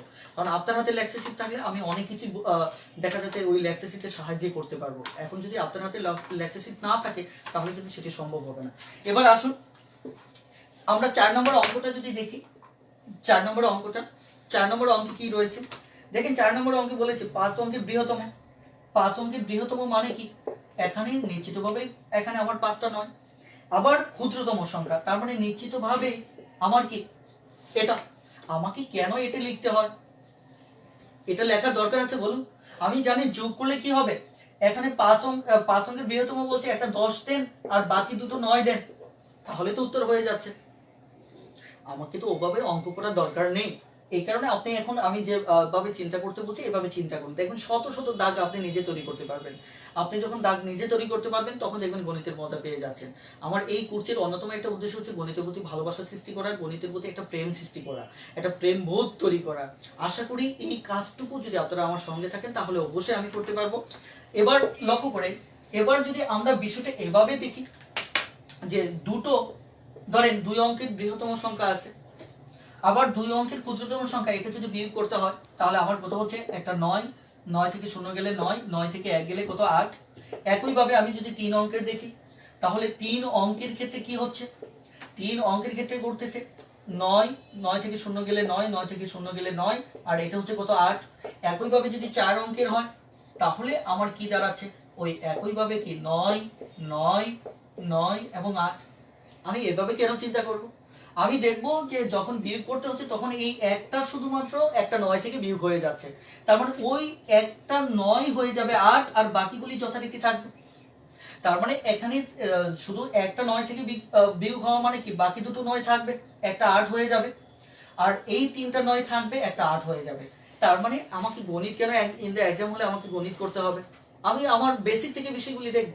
যেমন আপনি যদি দেখা যাচ্ছে যে 2 নম্বর অঙ্কটা দেখেন, 2 নম্বর অঙ্কে কি বলা হচ্ছে? 4 অঙ্কের বৃহত্তম এবং ক্ষুদ্রতম সংখ্যার পার্থক্য। তাহলে 4 অঙ্কের বৃহত্তম আমি মেনে নিলাম, আপনি এটুকু কথার খাতিরে লেখেন, কিন্তু রেজাল্ট কেন লিখতে হবে? বিয়োগফল মানে কি? এখানে শুধু আপনি এটি কি করে দেন, ব্যাস আমার উত্তর চলে আসলো, তাহলে তো আমার জন্য সুবিধা হচ্ছে। একইভাবে যদি আপনি দেখেন 3 নম্বর অঙ্কটা দেখেন, 3 নম্বর অঙ্কেও কিন্তু একই আইডিয়া বলা হচ্ছে। কি আইডিয়া বলা হচ্ছে খেয়াল করে দেখুন। 3 নম্বর অঙ্কে একইভাবে বলা হচ্ছে 6 অঙ্কের বৃহত্তম এবং ক্ষুদ্রতম সংখ্যার পার্থক্য। তাহলে 6 অঙ্কের পার্থক্য, এখানে পার্থক্য মানে একটা 9 আর বাকি 5টা, একটা 8 আর বাকি 5টা কি 9। বেশ আমার উত্তর হয়ে গেল, তার মানে আমি সরাসরি অঙ্কগুলি নিয়ে চিন্তা করতে পারি। সো আমি আপনাদের প্রিয় ভাই বন্ধুগণ এবং প্রিয় শিক্ষার্থী যারা রয়েছেন তাদেরকে রিকোয়েস্ট করব যে গণিত বিষয়গুলিকে আপনি খুব সুন্দর করে নিজের মতো করে কি দেখা যাচ্ছে যে এই বিষয়গুলি চিন্তা করেন। আর ওকে, এখন একটু লক্ষ্য করেন, সেটা যদি কোথাও আনসারের সমস্যা হয় অথবা আমার আলোচনায় যদি কোথাও ক্রস হয়, সেটা দেখা যাচ্ছে আপনারা কারেকশন করে নেবেন। মূল বিষয় তো আমি আলোচনা করেই যাচ্ছি। এখানে 6 অঙ্কের বৃহত্তম সংখ্যা, এখানে 5টা 9 আর একটা 8 হবে। যদি কারেকশন থাকে এটা কারেকশন করে নেবেন, যেহেতু আমরা এটা পার্থক্য লিখতেছি। ওকে, এবার আসেন আমরা আরো একটি গুরুত্বপূর্ণ বিষয় নিয়ে আজকে কথা বলবো। আজকে আরো দুটো টপিক নিয়ে আমি কথা বলবো এবং সামনের টপিকগুলি আমার বিশ্বাস অনেক ইন্টারেস্টিং টপিক। আমার মনে হয় যে আপনারা সঙ্গেই থাকুন এবং অনেক ভালো কিছু আপনারা শিখতে পারবেন। তবে আমি একটু মাঝখানে আপনাদের কাছে একটু জানতে চাচ্ছি, যারা আজকে লাইভ ক্লাসটি দেখছেন আমি যেভাবে কথা বলছি আমার কথাগুলি বুঝতে পারছেন কিনা। আরেকটি বিষয় হচ্ছে আমি যেভাবে বেসিকগুলি নিয়ে কথা বলছি এভাবে কন্টিনিউ করা উচিত কিনা। আপনি যদি মনে করেন হ্যাঁ এভাবে কন্টিনিউ করা উচিত, তাহলে দ্রুত একটু দেখা যাচ্ছে কমেন্টে গিয়ে দ্রুত ইয়েস লিখে কমেন্ট করুন প্লিজ। খুব দ্রুত ঝটপটে ইয়েস লিখে আপনি কমেন্ট করুন।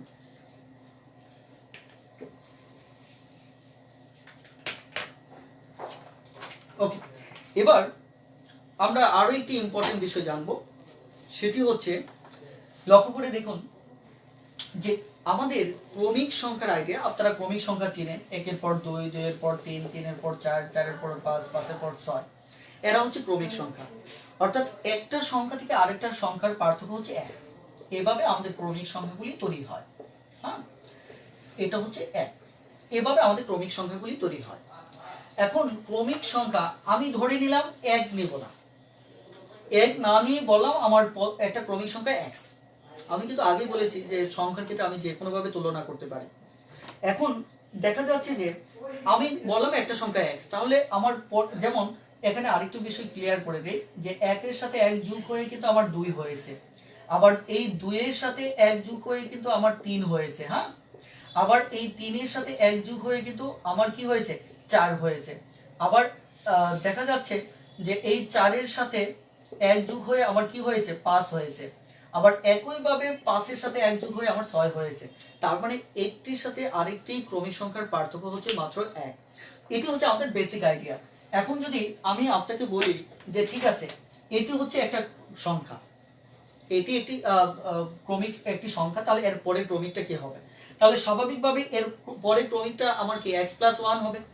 এখন এই যে x + 1, তাহলে তার কারণ হচ্ছে আগে যা ছিল আমরা যদি এটা থেকে এটা বিয়োগ করি, দেখুন আমি দুঃখিত যে আমি অনেক বেসিক বিষয় নিয়ে কথা বলতেছি, এগুলি এই কারণেই আপনাদের কমেন্টের ভিত্তিতে আমি আইডিয়াটা জেনারেট করেছি। এখান থেকে যদি আমি x বাদ দেই তাহলে x বাদ, তাহলে কত থাকলে 1, তার মানে এটার পার্থক্য কত, 1। তার মানে এর পরের ক্রমিক সংখ্যা এটা, তাহলে এর পরের ক্রমিক কত হবে, 2 হবে, কারণ এটা বিয়োগ করলে পার্থক্য 1 হবে। এর পরেরটা কত হবে, x + 3 হবে। অর্থাৎ ক্রমিক সংখ্যার আইডিয়াটাই হচ্ছে যে সংখ্যাটা ধরে নেব তারপরেটা হবে 1 বেশি হবে, তারপরেটা আরো 1 বেশি হবে, তারপরেটা আরো 1 বেশি হবে। অর্থাৎ এরা হচ্ছে ক্রমিক সংখ্যা। এখন ক্রমিক সংখ্যার ক্ষেত্রে আমি যদি আপনাদের একটা আইডিয়া দেব, সেটি হচ্ছে ধরেন আমি 3 আর 2 লিখলাম, 3 2, একটু ভালো করে খেয়াল করে দেখেন, 3 2, তাহলে 3 2 এর যোগফল হচ্ছে আমার কত, 5। 3 2 এর যোগফল হচ্ছে আমার কত, 5। চলুন তো আমরা যদি এই 3 এবং 2 কে বর্গ করি, কি করি, বর্গ করি, তাহলে একটু লক্ষ্য করেন, বর্গ তো বুঝি যে কোন সংখ্যাকে ওই সংখ্যা দ্বারা ভাগ করলে এটা হয় বর্গ, সরি গুণ করলে, কোন সংখ্যাকে ওই সংখ্যা দ্বারা আমরা গুণ করলে যেটা পাই এটা আমরা বর্গ করা বুঝি। তার মানে কোন সংখ্যার উপর স্কয়ার দিলে একে আমরা প্রত্যেকেই বর্গ হিসেবে চিনি। তার মানে আমি যদি 3 এর বর্গ করি এটা হবে, অর্থাৎ এরা হচ্ছে দুটো ক্রমিক সংখ্যার যোগফল। এবার আমি এই 3 এর বর্গ করলাম, আবার এই 2 এর বর্গ করলাম।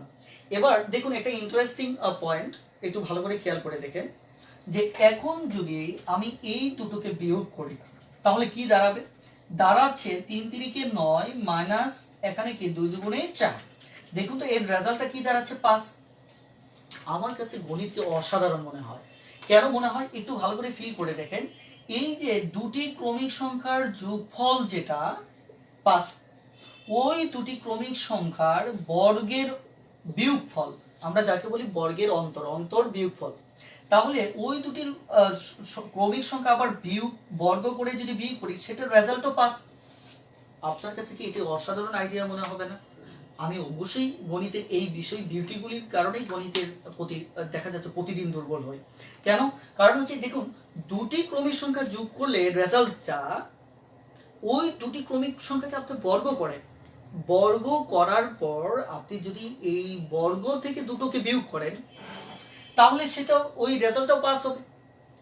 তার মানে আমি আপনাদের একটা বেসিক আইডিয়া নিয়ে কথা বলতে চাচ্ছি। আইডিয়াটা কি দেখেন তো, আমি যদি আপনাকে বলি যে এখানে দুটি ক্রমিক সংখ্যার বর্গের অন্তর 5, দুটি ক্রমিক সংখ্যার বর্গের অন্তর হচ্ছে কত, 5। তাহলে আমি যদি আপনি তাহলে এখানে আমি হয়তো জানতে চাইলাম সংখ্যা দুটি কি কি, সংখ্যা দুটি কি কি, ভালো করে খেয়াল করে দেখেন, দুটি ক্রমিক সংখ্যার বর্গের অন্তর 5, সংখ্যা দুটি কি কি। মজার ব্যাপার হচ্ছে এই যে আমি 5 কে বললাম দুটি ক্রমিক সংখ্যার বর্গের অন্তর, আমরা কি জানলাম যে দুটি ক্রমিক সংখ্যার বর্গের অন্তর যে কথা, তার মানে হচ্ছে এই 5 এর ভিতর দুটো ক্রমিক সংখ্যার যোগফল আছে, কারণ দুটি ক্রমিক সংখ্যার যোগফল যে রেজাল্ট, দুটি ক্রমিক সংখ্যার বর্গের অন্তরও ওই একই রেজাল্ট। তাহলে আপনি আমাকে বলছেন দুটি ক্রমিক সংখ্যার বর্গের অন্তর কি, বর্গের অন্তর হচ্ছে 5। তার মানে আমি কি ধরে নিতে পারি না এখানে দুটি ক্রমিক সংখ্যা আছে, একটা 2 আছে একটা 3 আছে? এর জন্য তো আমার কোনো গণিত করা দরকার নেই। যেমন আমি যদি আপনাকে বলি 21, আমি এখানে বললাম দুটি ক্রমিক সংখ্যার বর্গের অন্তর হচ্ছে 21। ভালো করে বোঝার চেষ্টা করে, দুটি ক্রমিক সংখ্যার বর্গের অন্তর হচ্ছে আমার কত? 21। তাহলে আমি দুটি ক্রমিক সংখ্যার বর্গের অন্তর বললাম, তার মানে এই 21 এর ভিতর আমার দুটি ক্রমিক সংখ্যা আছে, আর দুটি ক্রমিক সংখ্যার যোগফল যা ওই দুটি ক্রমিক সংখ্যার বর্গের অন্তর তাই। তার মানে দুটি ক্রমিক সংখ্যার বর্গের অন্তর 21 বলেন। আলটিমেট ব্যাপারটা কি দাঁড়ালো, যে এই 21 এর মাঝে দুটো ক্রমিক সংখ্যার যোগফল আছে। তার মানে আমি কি ডিরেক্টলি বলতে পারি না একটা 10 আর একটা 11? এর জন্য তো আমার গণিত করার কিছু নেই, কারণ এখানে আমি দুটি ক্রমিক সংখ্যা লিখতে পারলেই হলো। এবার আমি যদি সরাসরি বিষয়টা এভাবে বলি যে এখানে 21 না বলে আমি বললাম 43, দুটি ক্রমিক সংখ্যার বর্গের অন্তর 43। এখন আপনি বলেন 43 দুটি ক্রমিক সংখ্যার বর্গের অন্তর, তার মানে এখানে একই সাথে দুটি ক্রমিক সংখ্যার যোগফল আছে, তাহলে যোগফলটা কত হবে? একটা যদি আমার 21 হয় তাহলে আরেকটা হবে আমার 22, আরেকটি কত হবে? 22। খুবই সিম্পল আইডিয়া। তার মানে আমি যদি বলি যে দুটি ক্রমিক সংখ্যার বর্গের অন্তর হচ্ছে 93, বর্গের অন্তর কত? 93। তাহলে সেই ক্ষেত্রে আমি কি করব? এই ক্ষেত্রে আপনি বলতে পারেন যে এটা একটু কঠিন হতে পারে, কঠিন হওয়ার কিছু নেই। আমি এখানে একটা ট্রিক্স বলছি, এখানে 90 93 মানে কি? 90 যোগ 3, 93 মানেটা হচ্ছে 90 যোগ 3, অর্থাৎ আমি 90 কে আলাদাভাবে চিন্তা করতে পারি, 3 কে আলাদাভাবে চিন্তা করতে পারি। তাহলে 90 এর অর্ধেক আমার হচ্ছে কত? 45। 90 এর অর্ধেক 45, দেখেন তার মানে 45 45 90 পেলাম। আর এই 3 কে ভাগ করতে হবে, 3 কে ভাগ করলে কি হবে? 3 একটা 2 আর একটা 1, তার মানে কি এখানে একটাতে 1 যোগ করেন আর একটাকে 2 যোগ করেন, তাহলে আমার হচ্ছে কত? একটা 46 আর একটা কত? 47। হয়তো বিষয়টা আপনাদের জন্য একটু জটিল মনে হতে পারে, ব্যাপারটা আমি আরেকটু ক্লিয়ার করতেছি, লক্ষ্য করে। সেটা হচ্ছে আমি যদি 47 লিখি, যে দুটো ক্রমিক সংখ্যার বর্গের অন্তর হচ্ছে কত? 47, তাহলে আইডিয়াটা কি দাঁড়াচ্ছে? আইডিয়াটা দাঁড়াচ্ছে আমি সরাসরি এভাবে, এটা ফার্স্ট ম্যাথ করার একটা ট্রিক্স, যে আপনি 40 কে, আপনি যদি দুর্বল হন 40 কে নিয়ে আলাদা চিন্তা করেন, আবার 7 কে নিয়ে আলাদা চিন্তা করেন। তাহলে 40 নিয়ে যদি আলাদা চিন্তা করি, এখানে 20 20 পাচ্ছি, আর 7 এর একটা হচ্ছে 4 আর একটা হচ্ছে কত? 3, তার মানে এখানে 3 যোগ করেন, এখানে 4 যোগ করেন, তাহলে আমার কত? 23 আর একটা হচ্ছে কত? 24। দেখুন দুটো ক্রমিক সংখ্যা পেয়ে যাচ্ছে। এখন বিষয়টা হচ্ছে যারা অনেক বেশি উইক, এখন তাদের রেসপন্স নেওয়ার সুযোগটা মনে হয় দেখা যাচ্ছে যে সুযোগ থাকতেছে না, যেহেতু আপনারা এই ভিডিওটা বারবার রিপিট করে দেখবেন। তারপরে যদি বুঝতে না পারেন তাহলে কমেন্টে আমাকে জানাবেন, আমি ইনশাআল্লাহ এই ব্যাপারে আপনাদেরকে বলবো। তবে আপনারা এবার একটা অঙ্ক করে, যদিও মানে একটু টেকনিক্যাল সমস্যার কারণে আপনাদের কমেন্ট দিতে পারতেছি না, আমি যখন কথা বলতেছি আপনারা শুনতেছেন প্রায় 1 মিনিট পর, ফলে দেখা যাচ্ছে একটা প্রশ্ন করব সঙ্গে সঙ্গে আমি কমেন্ট পাচ্ছি না, ফলে এই কারণেই দেখা যাচ্ছে আমি লেকচার থামিয়েও রাখার সুযোগ পাচ্ছি না, আমাকে কন্টিনিউ করতে হচ্ছে। তারপরেও দেখা যাচ্ছে যে সম্ভবত ক্যামেরায় একটু প্রবলেম হতে পারে, কিন্তু দেখুন কিছু করার নেই। গত প্রায় 3-4 দিন যাবত আমরা পুরো সেটআপ নিয়ে কাজ করেছি, কিন্তু পর্যাপ্ত আলো আমরা দিতে পারিনি, অথবা মানে এই সমস্যাটাও আমরা উদ্ঘাটন করতে পারিনি আসলে কেন ক্যামেরাটা সমস্যা করতেছে। তবে আপনারা সবচেয়ে ভালো হয় যদি সরাসরি কম্পিউটারে দেখেন, অথবা ল্যাপটপে দেখেন, অথবা ভালো একটি স্মার্টফোনে দেখেন, তাহলে হয়তো সমস্যাটা কিছুটা কমবে। ওকে, এবার একটা প্রশ্ন আপনাদেরকে দিয়ে রাখতেছি, আপনারা ফাঁকে এটা সমাধান করে ফেলবেন। সেটা হচ্ছে আমরা যদি, অথবা আমরা একটু শীটে চলে যাই, কারণ হচ্ছে দেখেন শীটের 6 নম্বর অঙ্কটা, 6 নম্বর অঙ্কে বলা হচ্ছে দুটি ক্রমিক সংখ্যার বর্গের অন্তর হচ্ছে 199। তাহলে আমি ধরে নিব এখানে দুটি ক্রমিক সংখ্যা আছে, একটি সংখ্যা হচ্ছে 99 আর একটি হচ্ছে কত? 100। তার মানে কি দুটি ক্রমিক সংখ্যা হচ্ছে 99 এবং 100। তারপরে দেখেন 47 রয়েছে, তার মানে একটা হচ্ছে 23 আর একটা হচ্ছে কত? 24। অর্থাৎ এখানে সব বাকি একাধিক যে অঙ্ক রয়েছে সেগুলিতেও 47 দেওয়া, সো আমি আর এদিকে এগোচ্ছি না। এখন প্রশ্ন হচ্ছে যে এই অঙ্কটা আমরা কিভাবে ডিটেলস করব, এটি হচ্ছে মূল প্রশ্ন, যে এই অঙ্কটা আমরা কিভাবে ডিটেলস করব। চলুন এই ব্যাপারে একটু কথা বলা যায়। আমরা ডিটেলস করার জন্য প্রথমত যে বিষয়টা, আমরা একটা অঙ্কের দাগ নিচ্ছি, সেটা হচ্ছে 21। আমি ধরে নিচ্ছি দুটি ক্রমিক সংখ্যার বর্গের অন্তর হচ্ছে 21। তাহলে সংখ্যা দুটি কি? প্রথমত একটি গুরুত্বপূর্ণ বিষয় আমি একটু বলে নিচ্ছি, সেটি হচ্ছে যে আপনি যখন কোথাও সংখ্যা ধরে নেবেন, যেমন দেখেন এখানে আমাকে বলা হচ্ছে দুটি ক্রমিক সংখ্যার বর্গের অন্তর। বলুন তো আমার দুটি ক্রমিক সংখ্যা কি জানা আছে? জানা নেই। অর্থাৎ যখন কোনো কিছু আপনার অজানা রাশি থাকতেছে অথচ তারই রেজাল্ট তারপরে দেওয়া, তখন ওই সংখ্যাটা আপনি ধরে নিলে আপনার গণিত করা সহজ হবে। কিভাবে? এখানে দুটি ক্রমিক সংখ্যার কথা বলছে কিন্তু আমি জানি না, অথচ তার বর্গের অন্তর আমাকে 21 বলতেছে, তার মানে আমাকে এটা ধরে নিতে হবে। তার মানে এখন তাহলে দুটি ক্রমিক সংখ্যা আমি যদি ধরে নেই, তাহলে আমি বলবো, মনে করি দেখেন প্রথম সংখ্যাটা হচ্ছে x, তাহলে দ্বিতীয় সংখ্যাটা হচ্ছে x + 1। কিন্তু আমি এভাবেও লিখবো না, প্রথম সংখ্যা এবং দ্বিতীয় সংখ্যা লিখবো না। কেন লিখবো না? কারণ আমরা এখানে যেহেতু বলা হচ্ছে দুটি ক্রমিক সংখ্যা, তার মানে নিশ্চিতভাবে একটা ছোট আর একটা ছোট আর অন্যটা হচ্ছে কি বড়। তার মানে আমি লিখবো এভাবে যে ছোট সংখ্যাটি, যদিও আমার ছোট বড় বলা নেই কিন্তু আলটিমেট তো তাই বোঝাচ্ছে, মনে করি ছোট সংখ্যাটি হচ্ছে x, তাহলে বড় সংখ্যাটি সমান সমান হচ্ছে x + 1। আমি এইভাবে চিন্তা করব। তাহলে আমার সংখ্যাটা যেটা জানা ছিল না, এই সংখ্যাটা সংখ্যা দুটো আমি ধরে নিলাম। খুবই ইম্পর্টেন্ট পয়েন্ট, একটু ভালো করে শুনে।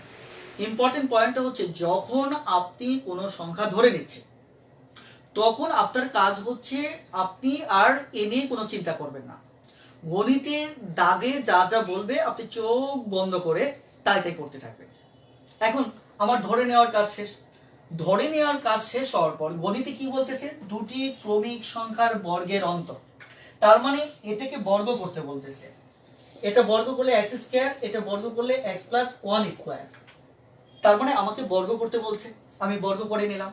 এবার তারা বলছে এটার অন্তর, ভালো করে খেয়াল করেন, অর্থাৎ এটা থেকে এটাকে বিয়োগ করতে হবে, যে বড় বর্গ থেকে ছোট বর্গটাকে বিয়োগ করতে হবে, কারণ তারা তাই বলছে এই দুটি ক্রমিক সংখ্যার বর্গের অন্তর, এই দুটো বর্গের অন্তর করতে বলছে। আমি আবারও বলছি, যখন সংখ্যা ধরে নেবেন তখন চোখ বন্ধ করে থাকবেন, আপনার কিচ্ছু করার দরকার নেই, ওরা যা যা বলবে তাদের কথা মতো চলবে, ব্যাস আমাদের অঙ্ক হয়ে যাবে। এবার আমি দাগটা একটু মুছে ফেলতেছি এবং উপরে বোঝার সুবিধার্থে 21 কথাটা লিখে রাখতেছি, যে আমাদের এখানে বর্গের অন্তরে 21। এবার আপনাকে কি করতে হবে? আপনাকে যে কাজটা করতে হবে একটু খেয়াল করেন। আমাকে বলছিল কি বর্গের অন্তর, কি বলছে? বর্গের অন্তর হচ্ছে 21। ওকে, দুটি ক্রমিক সংখ্যার বর্গের অন্তর 21। তাহলে আমি এই দুটোকে বর্গ করলাম, এবার অন্তর করব, কারণ তারা এখানে অন্তরের কথা বলছে। অন্তর কি? বিয়োগফল। তাহলে x + 1² কারণ বড়টা থেকে ছোটটা বিয়োগ দিতে হয়, এটা বিয়োগের জেনারেল মেথড। এখন বিয়োগ করার পর তারা কি বলছে দেখেন, তারা বলছে বিয়োগ করেন, আমি বিয়োগ করলাম। এবার তারা বলতেছে বিয়োগ করার পর 21 হবে। তার মানে কি, এই যে এটা থেকে এটা বিয়োগ করলাম, এটা সমান সমান আমার 21 হবে। দেখুন তারা যা বললো আমি কিন্তু তাই করলাম, কারণ এখানে তারা বলছে দুটি ক্রমিক সংখ্যার বর্গের অন্তর 21। আমি দুটি ক্রমিক সংখ্যা লিখলাম, তারপর আমি বর্গ করলাম, তারপর আমি তারা অন্তর করতে বললো, বিয়োগ করলাম। তারা আবার বলতেছে এটা সমান সমান কত? 21। আমি সমান সমান 21 লিখলাম। এই কথাটাকেই বলা হয় প্রশ্ন মতে অথবা শর্ত মতে। আমরা কেন প্রশ্ন মতে শর্ত মতে লিখি, বিষয়গুলো একটু ফিল করার চেষ্টা করি। তার মানে আমি কিন্তু এখানে কিচ্ছু করিনি, তারা যা বলছে তাই করেছে, আমি শুধু করার কাজটা করেছি, দুটি ক্রমিক সংখ্যাকে ধরে নিয়েছি। ওকে, এবার তাহলে আমি যদি ডিটেইলস পেপারটা সমাধান করি, তাহলে এটা কি হবে? a + b²। তাহলে a² + 2ab। আমি একটু ভেঙে ভেঙে লিখতেছি, যারা দুর্বল তাদের জন্য যেন সমস্যা না হয়, আর যারা মিডিয়াম আছেন তারা প্লিজ বিরক্তি ফিল করবেন না। তাহলে a² + 2ab + b², এটা হচ্ছে a² + b² এর সূত্র। তারপর যথারীতি x², তারপর 21। এবার একটু লক্ষ্য করে দেখেন যে এই জায়গায় আমি তাহলে x² লিখব, তারপর এটা হবে 2x, এটা হবে 1। তার মানে এই লাইনটা আমি পারতপক্ষে লিখবো না, এই যে এই জিনিসগুলি পারতপক্ষে লিখবো না, আমাদের ওই জায়গায় আমাদের স্কিলটা ডেভেলপ করতে হবে। আমরা সরাসরি এই লাইনের পর এই লাইনটা লিখতে পারি। ওকে, তাহলে আমরা সরাসরি ওই লাইনটাই লিখি। তাহলে কি হচ্ছে আমাদের x² + 2x + 1 দেখতে সুন্দর লাগতেছে। আর যখন কোনো এক্সামিনার খাতা দেখবেন তখনও বুঝবেন যে আপনার স্কিলটা আছে, কিন্তু ওভাবে লিখলে তখন আপনাকে অনেক বেশি উইক মনে করবে। একটু খেয়াল করেন, তাহলে আমাদের 21 হলো এখানে।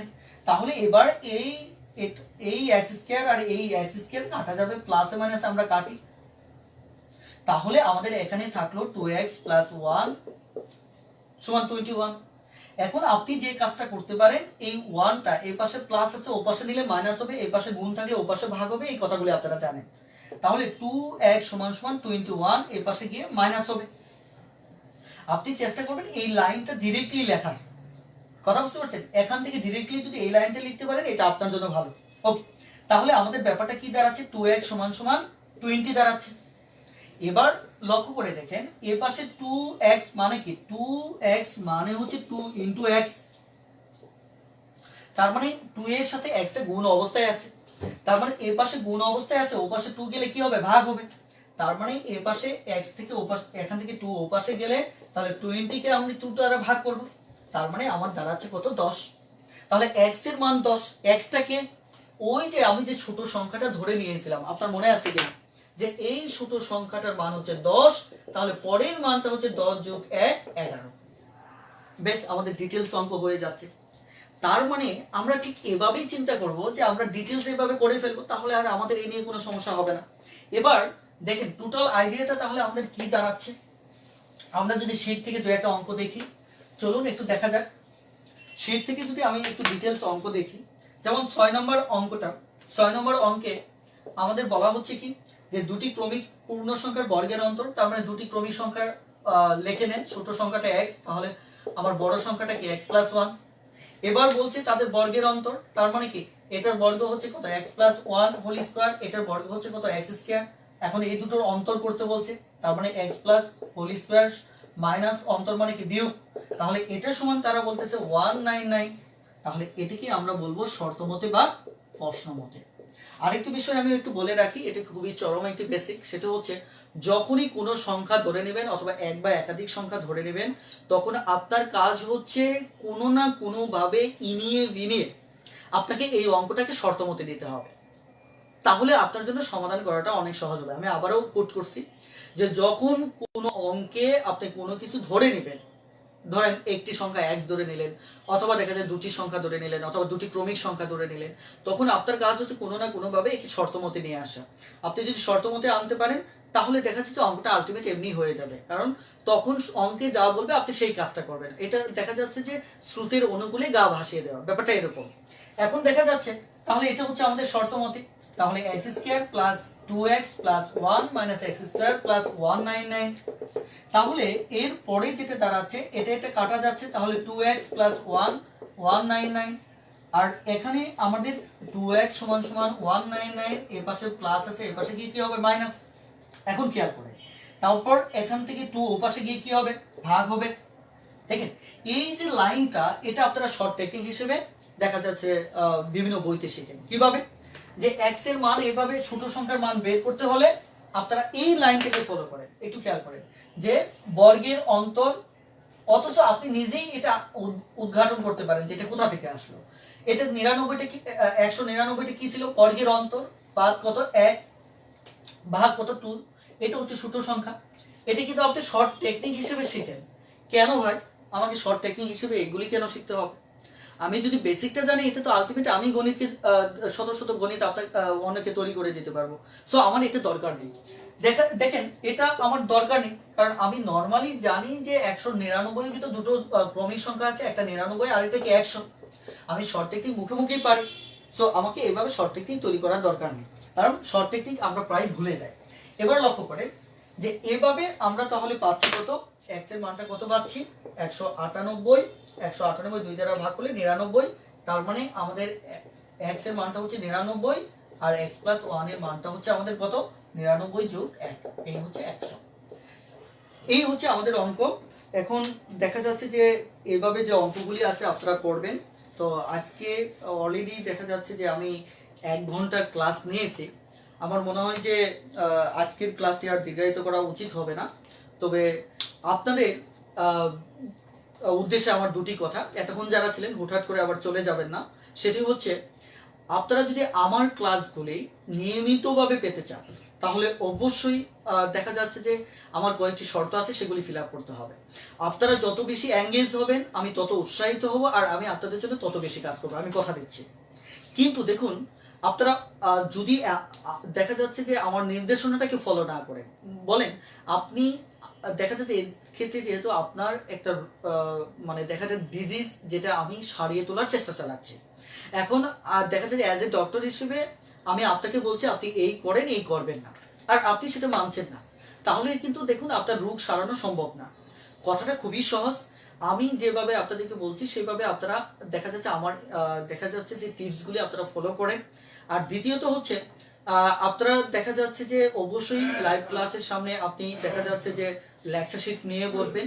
আর আমি রিকোয়েস্ট করব, শুধু আপনি একা লাইভ ক্লাসগুলি দেখবেন না, আপনি যে হলে থাকেন, যে মেসে থাকেন, যে হোস্টেলে থাকেন, সবাইকে নিয়ে একসাথে লাইভ ক্লাস দেখুন, অথবা প্রত্যেকে জানিয়ে দেন। কারণ জ্ঞান কি যত স্প্রেড করবেন সেটা পরিধি তত বৃদ্ধি পাবে এবং আমাদের বাংলাদেশটা ততটাই চেঞ্জ হয়ে যাবে।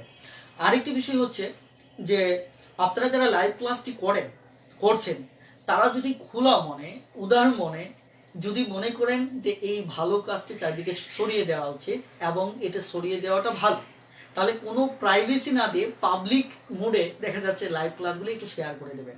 এতে আমি হয়তো আরো বেশি উৎসাহিত হব। তবে আমি আপনাদেরকে বলছি যে 50,000 আমার গ্রুপে আমার একটা টার্গেট আছে, যদি 50,000 মেম্বার হওয়ার সাথে সাথে যদি এটা 1 মাসে হয়, তাহলে 1 মাস পরে আমি দেখা যাচ্ছে 6 to 10 পর্যন্ত ম্যাথ বই সমাধানের চেষ্টা চালাবো। আর যদি এটা 6 মাসে পূর্ণ হয়, তাহলে 6 মাস পরে আমি 6 to 10 পর্যন্ত ম্যাথ বই সমাধান করব। কারণ আমি শুধু 6 থেকে না, ক্লাস 5 থেকে আমি সমাধান করব। কিন্তু এই ক্ষেত্রে আমি চাচ্ছি সর্বোচ্চ সংখ্যক উপস্থিতি।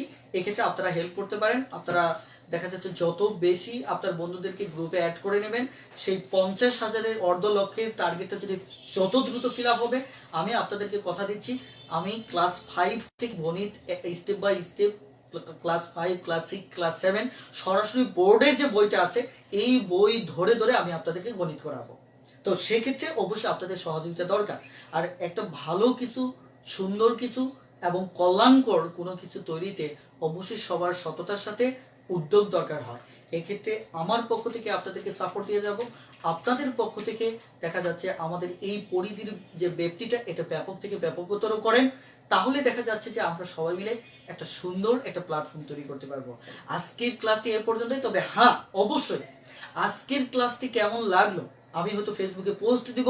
আপনারা আপনাদের অবস্থান থেকে কি কি বিষয় আপনার পরামর্শ থাকতে পারে, যেহেতু আমি লাইভ ক্লাসে গণিতে সরাসরি এভাবে ফেস টু ফেস আজকে আপনাদের মুখোমুখি হয়েছে, আপনারা আপনাদের খোলাখুলি মতামত দেবেন। আর যারা উপকৃত হচ্ছেন, আমার লেকচার বুঝতে পারছেন, তারাও কমেন্ট করবেন। যারা বুঝতে পারতেছেন না তারাও কমেন্ট করবেন। কারণ আপনার রোগের উপসর্গটা আমাকে বুঝতে হবে, দেন তার ভিত্তিতে আমি লেকচার প্যাটার্ন সাজাবো, আমি আপনাকে পড়াবো। সো অবশ্যই গ্রুপে দৃষ্টি দিবেন। আমার পোস্টে অবশ্যই আপনার মতামত দিতে ভুলবেন না। আর আমার ভিডিওগুলি যেগুলি লাইভ ক্লাস নিচ্ছি সেগুলি আমি শীঘ্রই আপনাদেরকে আমি ইউটিউব চ্যানেলে আপলোড করার চেষ্টা করব। তবে ব্যস্ততার কারণে হয়তো কখনো একটু লেট হতে পারে। তবে নিশ্চিত থাকেন যে ইনশাল্লাহ আমি ইউটিউব চ্যানেলে দিব।